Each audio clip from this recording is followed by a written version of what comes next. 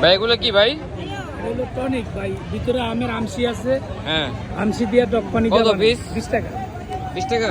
আপনারটা খাইবেন? আপনি খান, আমি টাকা দেবো। আপনি খাইবেন?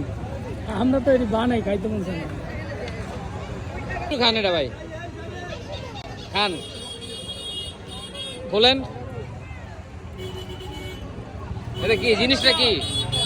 এটা হলো তেঁতুলের টক পানি দিয়ে আর কি আছে। এটা তো লন দেই তো।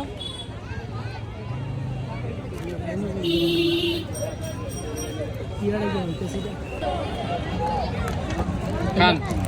আমের আমসি দিয়ে। আচ্ছা আপনি খান না, টনিকটা খান না, আমি একটু দেখি।